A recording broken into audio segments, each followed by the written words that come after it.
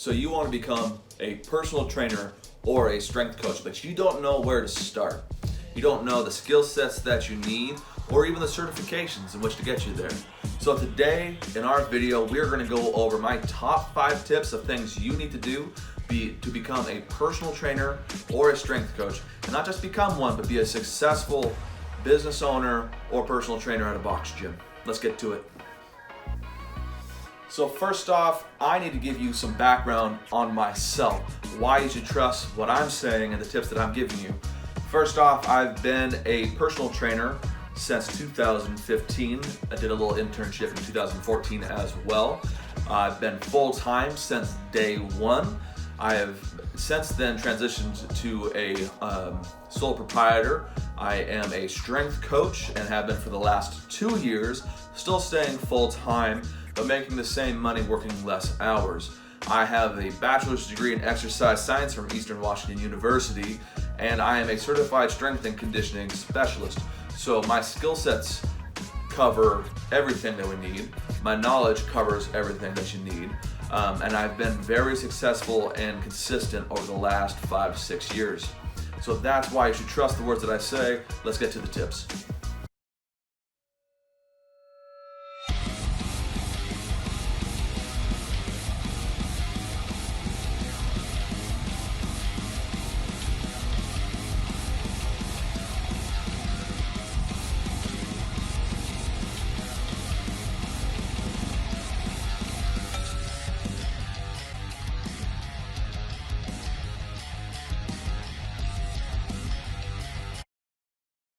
All right, so the first thing we need to consider is why. Why do you want to become a personal trainer or a strength coach?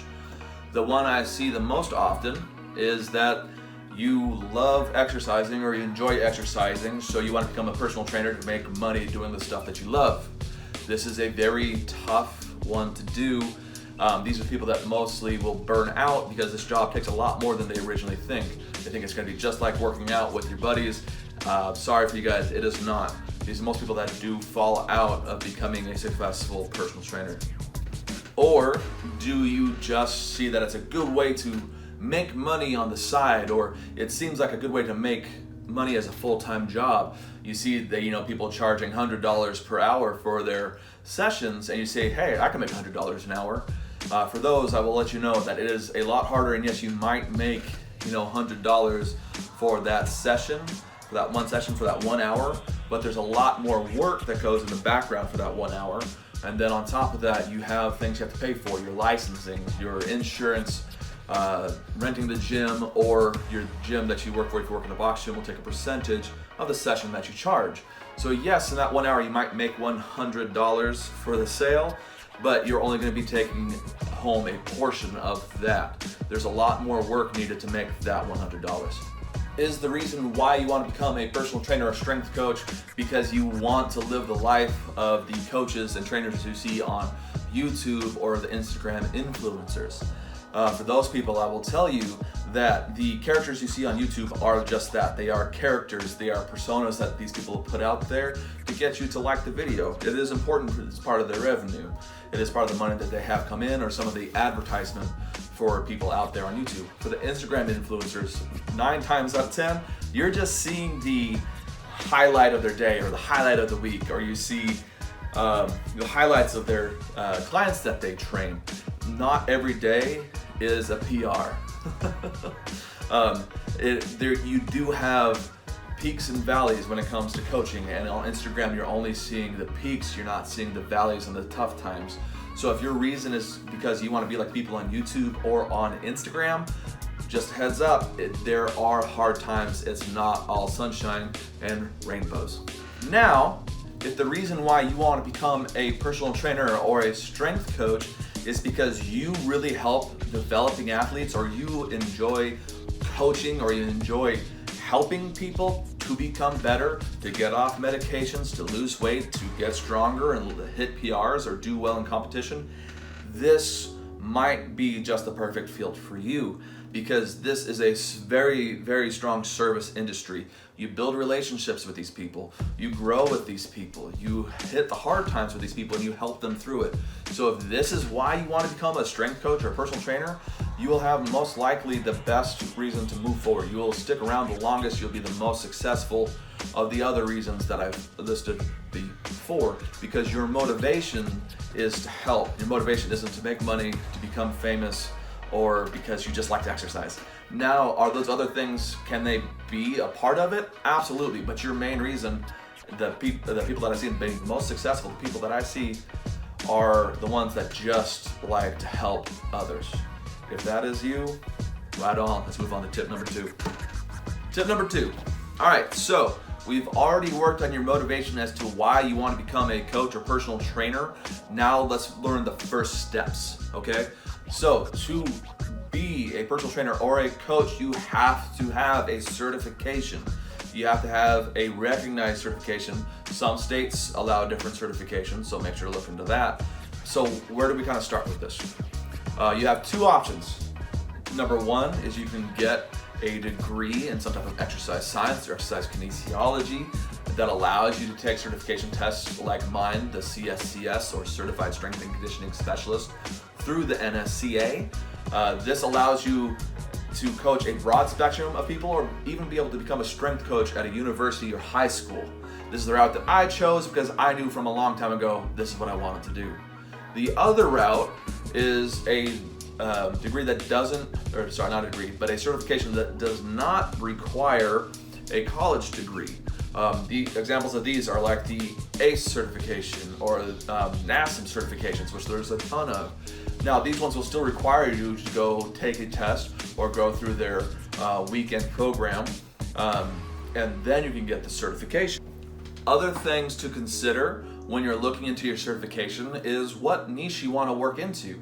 If you want to work into powerlifting, the USPA does have a certification for powerlifting coaches that you can look into.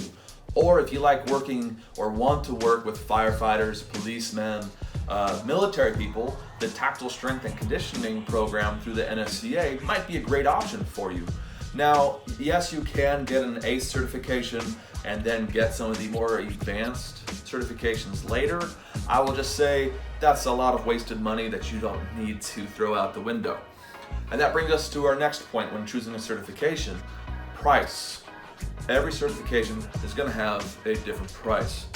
And I'm just looking at the certification itself, not looking at all that comes with going to a 4-year university and the debt that you can accrue there. Just the certification itself. To take the test, the CSCS, when I took mine, was about $400. The price might be different now, but that was then a big chunk of change. Other certifications like ACE might be more in the $100 to $200 range. So picking out your price will also help you figure out which certification you want to go with.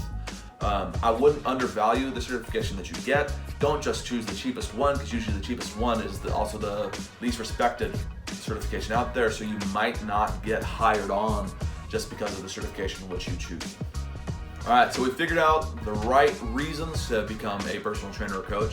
We've gotten your certification figured out. Now we need to figure out how much time. So tip number 3, figuring out how much time you want to put into becoming a personal trainer or coach. There's 2 options: part-time and full-time. I'll speak full-time first because this is what I've been for the last 5 or 6 years. So being full-time requires usually more than 40 hours a week.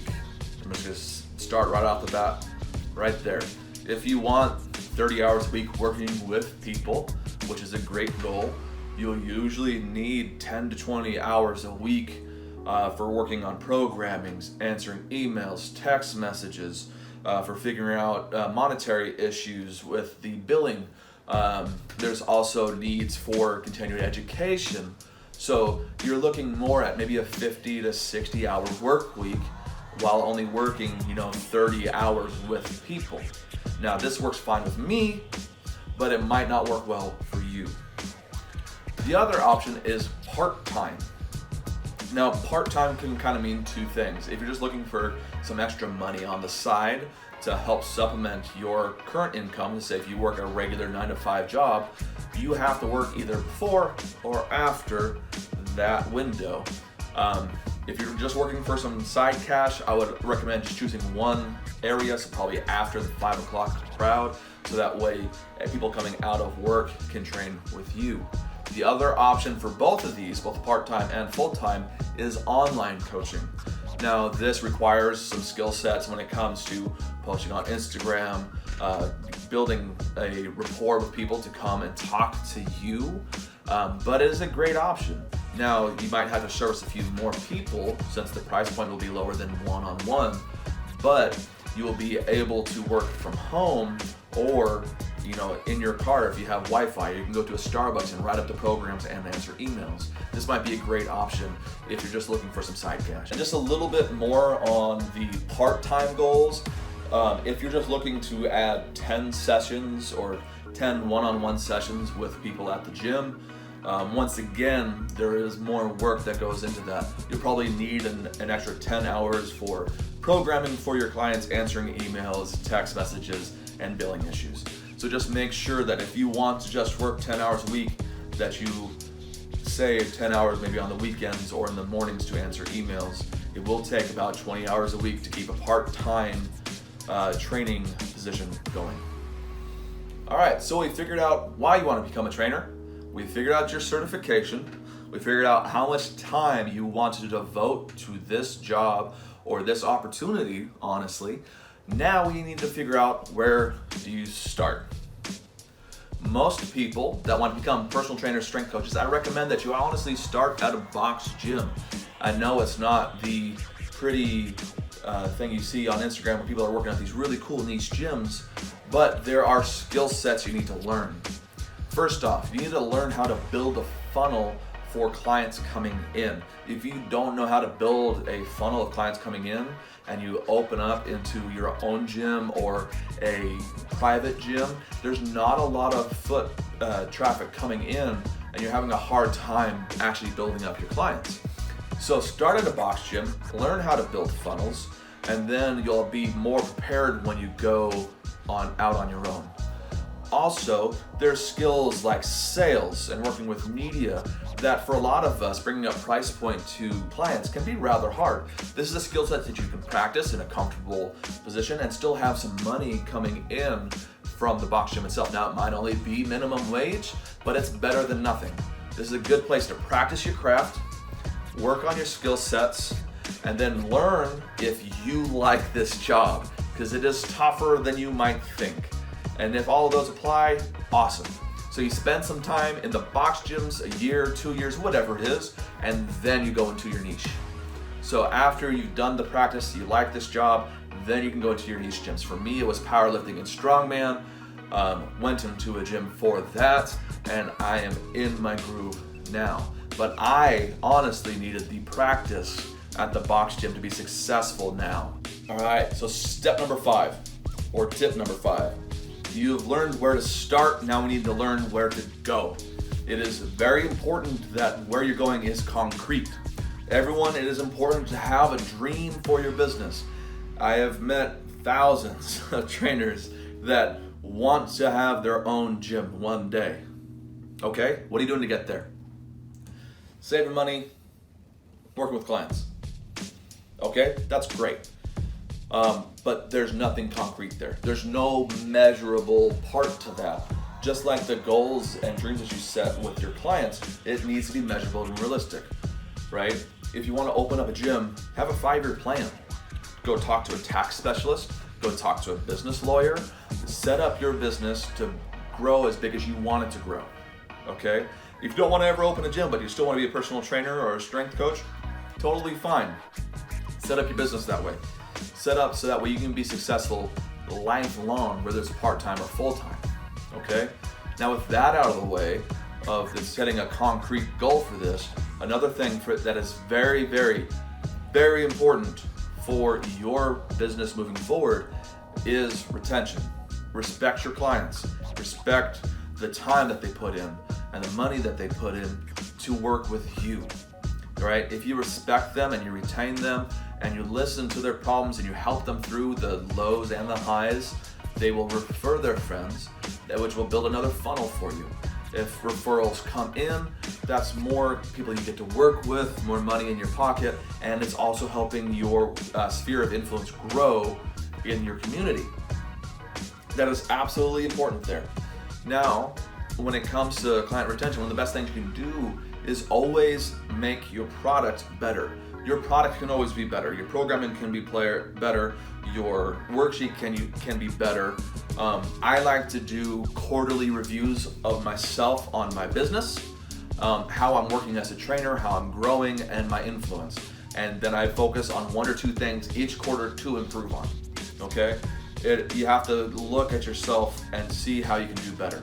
Another option is to actually get review sheets for the people that you work with to say, hey, what do you like that I do? What do you want me to stop to do? That alone can be, $1 million idea right there. You can get very valuable stuff there that helps you become a better coach. Now, on the subject of becoming a better coach, always working on your knowledge. Read the books in your field, whether it's just a self-help book or it's actually a science book going into sports science or kinesiology or whatever it is that can help build your skill set. Or even a business book on how to build more funnels and how to improve on sales. Always growing there. There's also seminars that you can go to that help you become a better coach and understand stuff from people or information from people that are outside of your sphere. There's seminars on tactical strength and conditioning that I have recently gone through that I had no clue on until I went to those seminars or viewed those seminars. Those have helped me become a far more rounded trainer, and it's helped me with some of my clients as well. So that can be absolutely important for you. Always grow. And finally, be thankful. Be thankful that you get to work out with your clients and be thankful that that's your job. You get to wear shorts and a t-shirt with a logo on it all day. You get to exercise when you want to because you manipulate your schedule. You can make your own schedule, right? Be thankful, and also make sure to be thankful of the people around you. The people that come and see you, be thankful that they're there. It can be a huge asset to make sure that they know that you're thankful that they're there. And thankful of the network around you. Your friends, your family, and your clients can be the most supportive people and help your business grow. So make sure that they know it. All right, guys, that does it. Those are my 5 tips or 5 steps onto becoming a successful coach or personal trainer. I hope this helps you figure out whether this job is for you or not. If it is, awesome. I can't wait to meet you. Please leave a comment down below if this influenced you one way or another. If you guys have any questions on what steps you can go forward or information that you can go over, go ahead, leave me an email at fieldstrengthandathletics@gmail.com. Link will be down below. Or reach out to me on my website, fieldstrengthathletics.com. All right, guys, go out, be better, do something awesome. See you guys on the other side. Peace.